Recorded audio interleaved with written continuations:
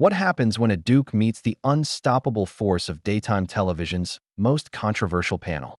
You won't believe what unfolds when Prince Harry sits down with The View's fiercest hosts, expecting a friendly chat about his latest charity work, only to find himself in the crosshairs of their most brutal interrogation yet. This isn't just another celebrity interview gone wrong.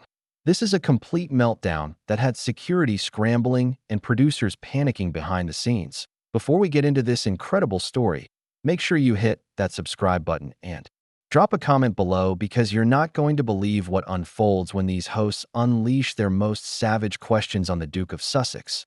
The tension was palpable from the moment Prince Harry walked onto The View's set last night. What was supposed to be a straightforward discussion about his Invictus Games Foundation quickly transformed into something far more sinister. The hosts, led by Whoopi Goldberg's steely gaze and Joy Behar's razor-sharp wit, had clearly done their homework, and they weren't interested in playing nice. "Welcome to The View, Your Royal Highness," Whoopi began, her voice dripping with barely concealed skepticism. "Though I suppose we should ask, do you still consider yourself royal these days? Or are you more of a Hollywood celebrity now?" Harry's smile faltered for just a moment, but he recovered quickly. "Well, Whoopi, I think labels are less important than the work we're doing to help veterans and dash." "Oh, cut the diplomatic nonsense," Joy Behar interrupted, leaning forward with predatory intensity.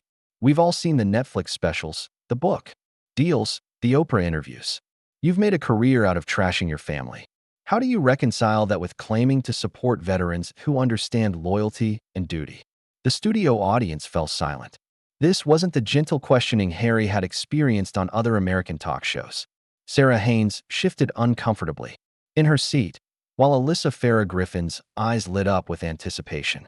Sunny Hostin sat back, arms crossed, clearly ready to pounce. "I think there's a fundamental misunderstanding here," Harry replied, his voice growing slightly strained. "Everything I've done has been about protecting my family, my wife and children, from the same treatment my mother endured." "Your mother," Sunny Hostin interjected sharply, "who devoted her life to royal duty despite her personal struggles. She didn't run away to California to make millions telling family secrets to American media companies." The comparison hit like a physical blow. Harry's jaw clenched visibly, and for the first time, viewers could see the famous royal composure beginning to crack. "You don't know what you're talking about," he said quietly, but the microphones picked up every word. "Don't we?" Whoopi challenged. "Because from where we're sitting, it looks like you abandoned your grandmother in her final years, left your father to deal with the fallout of your accusations, and dragged your brother through the mud, all while claiming to be the victim." The audience began to murmur, sensing the shift in energy. Harry's media training kicked in, but the host could smell blood in the water. "The institution failed to protect us," Harry insisted. "They were willing to lie to protect other family members, but wouldn't tell the truth to protect my wife. That's not an institution worth defending." "But isn't that exactly what you're doing now?" Alyssa Farah Griffin jumped in, her political background evident in her pointed questioning. "You're asking us to believe your version of events while systematically destroying the reputations of people who can't defend themselves due to their positions. How is that different from what you claim they did?" Harry's hands gripped the armrests of his chair. "Because I'm telling the truth." "Your truth," Joy Behar corrected with a smirk, "which conveniently happens to be worth millions of dollars in book deals and streaming contracts." The hosts were circling like sharks now, each question more pointed than the last. Sarah Haynes, typically the most diplomatic of the panel, decided to throw her own punch. "Harry, can we talk about the timing?" she asked, her voice deceptively gentle. "Your grandmother was 96 years old, dealing with her husband's death, and you chose that moment to launch a series of public attacks on the institution she devoted her entire life to building. How do you justify that?" "The Queen understood," Harry said, but his voice lacked conviction. "She told me she just wanted me to be happy." "Did she?" Whoopi pressed. "Or is that another convenient memory that happens to support your narrative?" The studio lights seemed to grow hotter. Harry loosened his tie slightly, a gesture that didn't go unnoticed by the experienced television hosts. They could sense vulnerability, and in daytime television, vulnerability was blood in the water. "Let's talk about Meghan," Sunny Hostin said, leaning forward with laser focus. You've painted her as the victim of racist attacks from the British media and your family. But isn't it interesting that every workplace she's been in, from Suits to the royal household, has ended with accusations of her being difficult to work with? At what point do you look at the pattern and wonder if maybe the problem isn't everyone else? The question hung in the air like a challenge. Harry's face flushed red, and for a moment, it looked like he might stand up and leave right then and there. But something kept him in his seat, perhaps the same stubborn streak that had gotten him into this mess in the first place. My wife, he said through gritted teeth, has been subjected to a level of abuse that would break most people. The fact that she's still standing, still fighting for what's right, shows her strength, not her weakness. But what about the staff turnover? Joy Behar pressed. The reports of grown men being reduced to tears? The allegations of bullying that your own family had to investigate? Are you telling us that's all made up? Those allegations were never proven, Harry shot back. They were leaked to the press by people with their own agendas. Like your agenda? Alyssa Farah Griffin asked pointedly. Because it seems like everyone who disagrees with you and Meghan suddenly becomes part of some vast conspiracy. The interview was spiraling out of control, and everyone in the studio could feel it. The hosts sensed they were on the verge of something unprecedented, a complete breakdown of the carefully constructed public image Harry had been building since leaving the royal family. But they weren't done yet.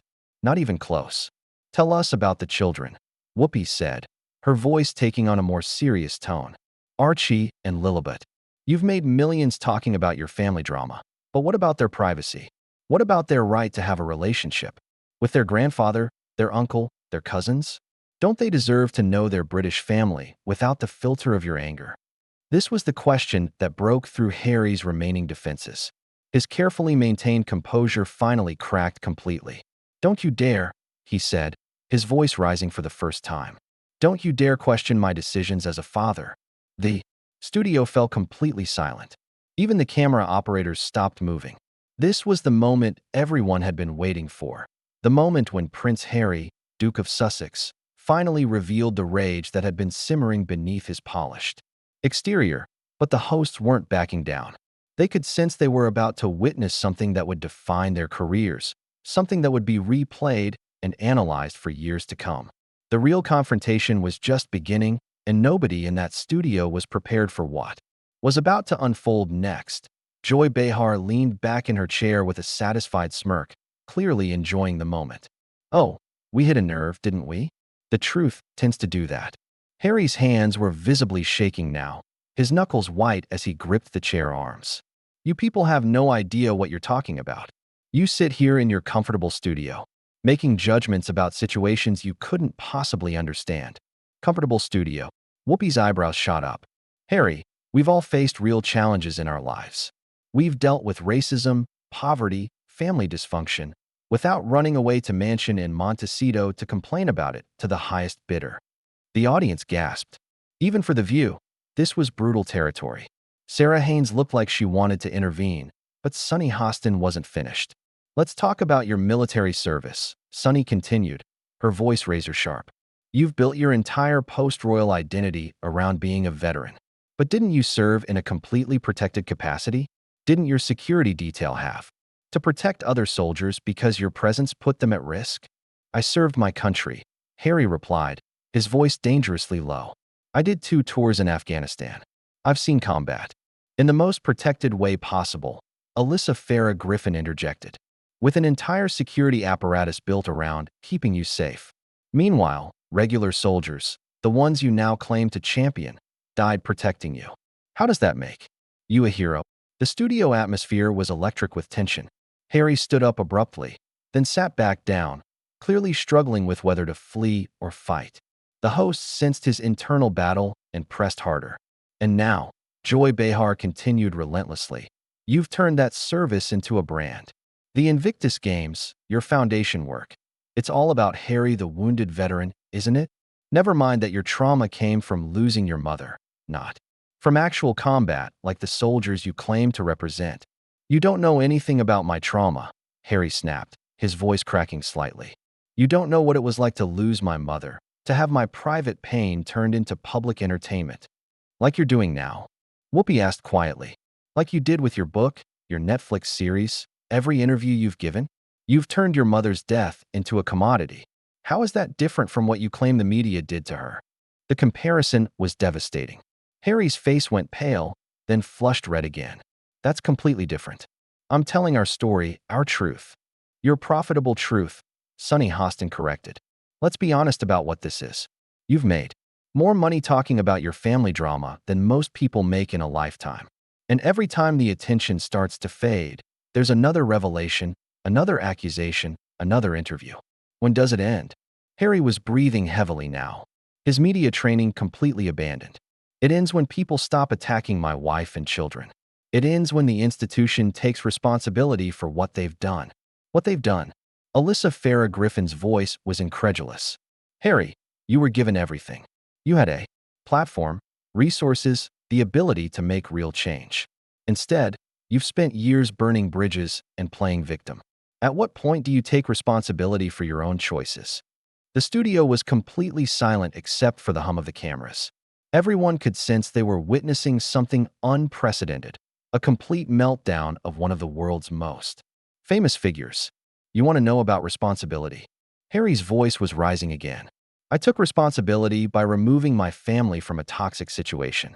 I took responsibility by speaking out against racism and institutional cruelty. I took responsibility by choosing love over duty. Love over duty, Joy Behar repeated mockingly. Is that what you call abandoning your commitments? Because from where we sit, it looks like you chose money and fame over family and service. I chose my wife and children over an institution that would have destroyed them, Harry shot back. Just like they destroyed my mother. Your mother, Whoopi said slowly, who stayed and fought, who used her position to make real change, who didn't run away when things got difficult. Are you really comparing your situation to hers? The question hung in the air like a challenge. Harry's breathing was becoming more labored, his face flushed with anger and something that looked like shame. My mother didn't have choices, he said quietly. She was trapped. And you weren't. Sonny Hostin pressed. You had more freedom than any royal in history. You could have stayed and changed things from within. Instead, you chose to burn it. All down and profit from the ashes. Harry stood up again, this time staying on his feet. I'm done with this. I came here to talk about veterans, about the Invictus Games, about making a difference. Not to be attacked by people who wouldn't understand sacrifice if it bit them. Sacrifice. Joy Behar's voice was sharp with disbelief. Harry, you gave up a life of incredible privilege to become incredibly privileged in a different country. Where's the sacrifice in that? The sacrifice, Harry said, his voice shaking with emotion, was losing my family. Losing my father, my brother, my grandmother. In her final years. Do you think that was easy? Do you think I wanted that? Then why did you choose it? Whoopi asked simply. Because you did choose it. Every interview, every revelation, every public attack, those were choices. You chose to prioritize your grievances over your relationships. The studio lights seemed to close in around Harry. His carefully constructed public image was crumbling in real time, and the hosts could see it happening. Let's talk about William, Sarah Haynes said suddenly, her voice gentle but probing. Your brother. You've accused him of jealousy, of being trapped, of not understanding your situation. But isn't it possible that he saw what you were doing, the interviews, the attacks on your family, and decided he couldn't support it? William, Harry said bitterly, chose the institution over his own brother. He chose to protect a system that nearly killed our mother rather than stand with me. Or, Alyssa Farah Griffin suggested, he chose to stay and do the work. To serve his country and his family's legacy instead of turning it into a Hollywood production. The comparison was brutal, and Harry felt it like a physical blow. You don't understand the pressure, the expectations, the complete loss of privacy and autonomy. We understand that millions of people would gladly trade places with you, Sonny Hostin said bluntly. Even with all that pressure, you had a platform to do incredible good, and instead you've used it to settle personal scores. Harry was pacing now, his composure completely shattered. Personal scores? My wife was driven to thoughts of suicide by your beloved institution. My children will grow up knowing their family rejected them because of the color of their skin. These aren't personal scores, they're matters of life and death. According to you, Whoopi said quietly. But we only have your word for that, don't we? And your word has been worth quite a lot of money. The implication was clear, and it hit Harry like a sledgehammer. His face went white, then red, then white again.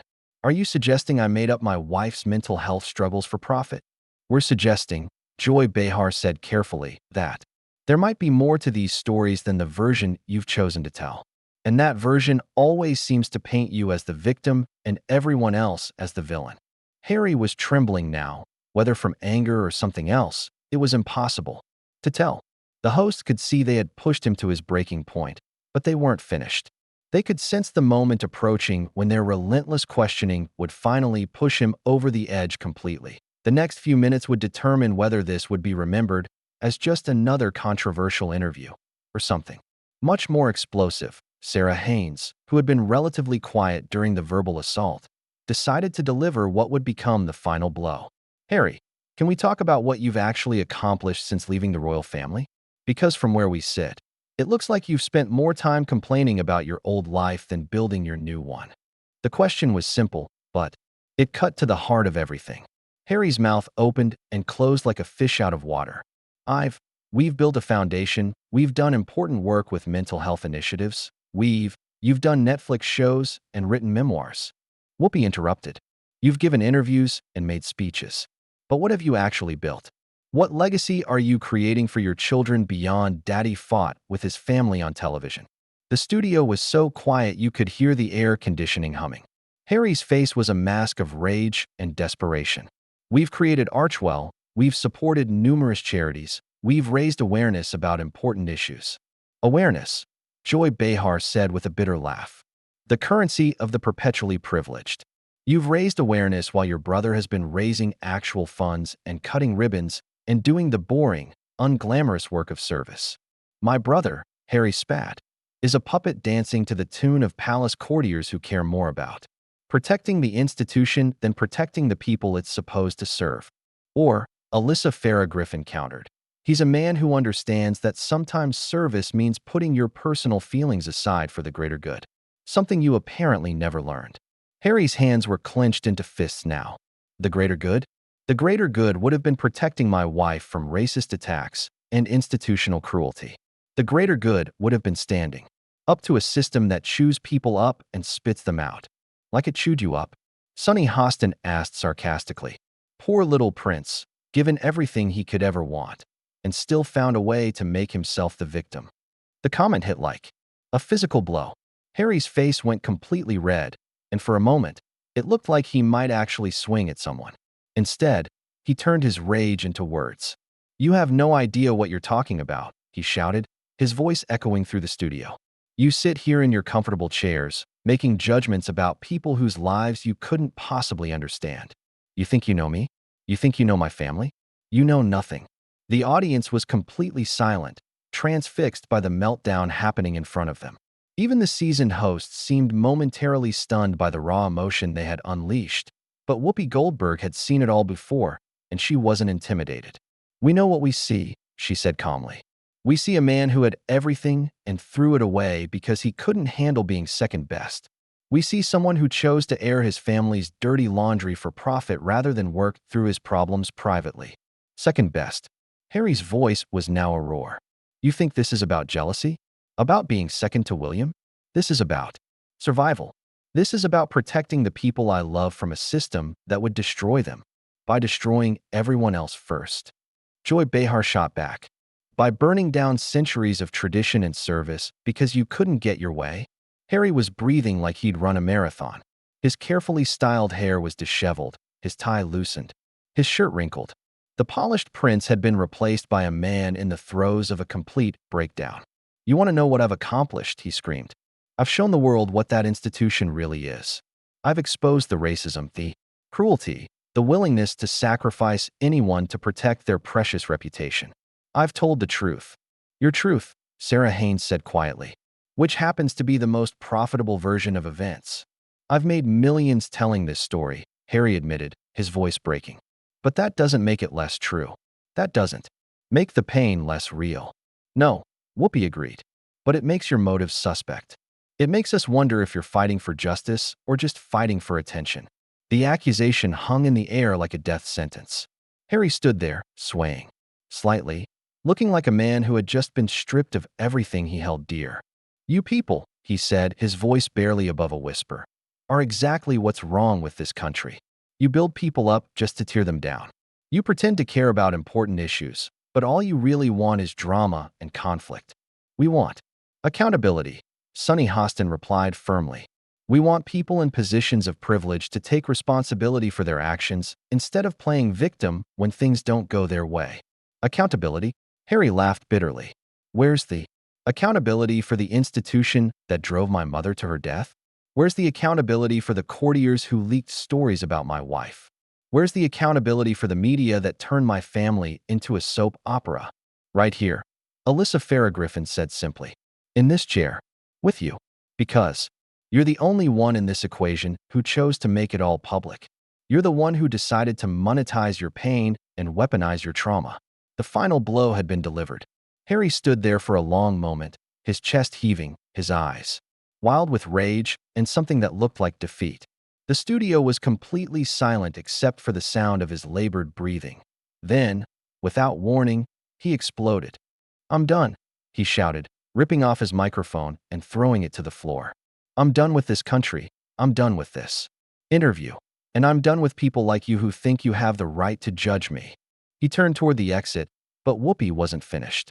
"That's what you do, isn't it?" she called after him. "When things get difficult, you run away. When people ask hard questions, you storm off. When the truth gets uncomfortable, you play victim and leave." Harry spun around, his face twisted with fury. "The truth? You want the truth? The truth is that my family would rather protect a 2,000-year-old institution than their own flesh and blood. The truth is that my wife was driven to the brink of suicide by people who were supposed to protect her. The truth is that I chose love over duty, and I'd make the same choice again tomorrow, even if it meant never seeing your father again." Sarah Haynes asked quietly, "Even if it meant your children growing up without knowing their grandfather?" For the first time in the entire interview, Harry hesitated. The question had found its mark, and everyone in the studio could see it. "That," he said finally, his voice heavy with pain, "was their choice. Not mine." "Was it?" Joy Behar pressed. "Because from where we sit, it looks like you made that choice for them. You decided that your grievances were more important than your children's relationships with their family." Harry's face crumpled for just a moment, revealing the broken man beneath the angry facade. But then the mask snapped back into place, harder than ever. "You people will never understand," he said, his voice cold and final. "You'll never understand what it means to sacrifice everything for the people you love, to choose principle over comfort, to stand up to power even when it costs you everything." He started walking toward the exit again, but this time Whoopi let him go. "Good luck with your principles," she called after him. "I hope they keep you warm at night." Harry paused at the edge of the set, his back to the panel. For a moment, it looked like he might turn around and say something else. Instead, he simply walked away, his footsteps echoing through the silent studio. The camera stayed on the empty chair where he had been sitting, then slowly panned to the stunned faces of the hosts. Whoopi was the first to speak. "Well," she said with a slight smile, "I guess we have our answer about whether he's ready to handle tough questions." Joy Behar shook her head. "I almost feel sorry for him." "Almost. Don't," Sonny Hostin said firmly. "He made his choices. He's a grown man who decided to air his family's business for profit. He doesn't get to play victim when people call him out for it." The audience sat in stunned silence as the cameras continued to roll. What they had just witnessed wasn't just a celebrity meltdown. It was the complete destruction of a carefully constructed public image.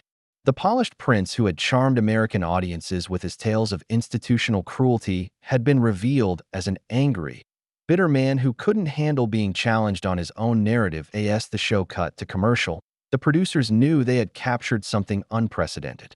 This wasn't just another controversial interview. This was the moment when Prince Harry's American media strategy finally collapsed under the weight of its own contradictions.